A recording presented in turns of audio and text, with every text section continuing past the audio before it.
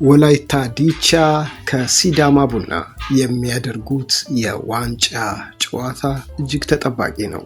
ትላንት ከመሸ በኋላ ደግሞ የኢትዮጵያ እግር ኳስ ፌዴሬሽን ጨዋታው በዝግ ስቴዲየም ነው የሚካሄደው የሚለው የሁለቱም ደጋፊዎች እጅግ ልብ ሰብሯል። በርካታ ደጋፊዎች ከሐዋሳ ከሲዳማ አካባቢና ከወላይታ ወደ አዲስ አበባ ተማዋል። ዋንጫውን ይዘን እንመለሳለን እንጂ ወደ ስቴዲየሙ ለምን በዝግ እንዲሆን ተፈለገ? በርካቶች ይሄ ቀድሞ መነገር ነበረበት በማለት ሐሳባቸውን ይገልጻሉ። የሲዳማ ቡናና የወላይታ ዲቻ የእግር ኳስ ጨዋታ ከስፖርትም በላይ ነው በማለት ብዙ ይገልጹታል። ሁለቱ ክለቦች እርስ በርስ መሸናነፍ አይፈልጉም።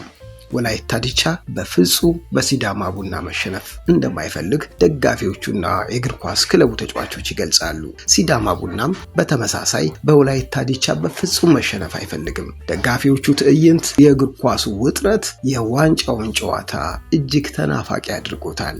ስቴዲየም ለመግባት ከተለያዩ አካባቢዎች የሁለቱ ክለብ ደጋፊዎች አዲስ አበባን እያጥለቀለቁ ነው። ተፈቅዶላቸው ስቴዲየም ይገቡ ወይስ አይገቡም ይሆን የሚጠበቅ ይሆናል። ግን ፌዴሬሽኑ ዝግ እንደሚሆን ገልጿል። ደጋፊዎቹ ግን አንመለስም፣ ዋንጫው የኛ ነው፣ ዋንጫውን ይዘን እንመለሳለን፣ ጨዋታውን ማየት ባንችልም እያሉ እየገለጹ ነው። የሲዳማ ቡና ደጋፊዎች ዋንጫውን ወደ ሐዋሳ ይዘን እንመለሳለን ሲሉ፣ የወላይታ ዲቻ ደጋፊዎች ደግሞ ዋንጫውን ወደ ወላይታ ሶዶ ይዘን ስለምንሄድ አዲስ አበባ ነው ያለነው በማለት ይገልጻሉ። እጅግ ከኳስም በላይ የሆነው የሲዳማ ቡናና የወላይታ ዲቻ ጨዋታ ምን አይነት ትዕይንት ይስተዋል? ምን ትላላችሁ እናንተስ? ጉዞ ከጀመርን በኋላ እንዴት ነው ጨዋታው? ፍልስጤም ነው ማለት ነው።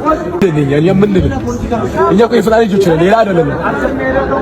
ፈጣሪ ሰማይና ምድር የፈጠረ ፈጣሪ ከላይ ካለ የአቡናይን ባችን ያው ዘንድሮም ያለቀሰ ነው ይመልሳል፣ ደማችን ይመልሳል። በቃኛው ጸባችን ከፈጣሪ ጋር ይሁሉ ሰው ጋር አሰስል ቤተሰብ ጋር ተለይቶ መጣ ፍርድ ይመልስላል። እኛ አምና ዋንጫ በተ ተከለክለን በባዶ እጅ ነው።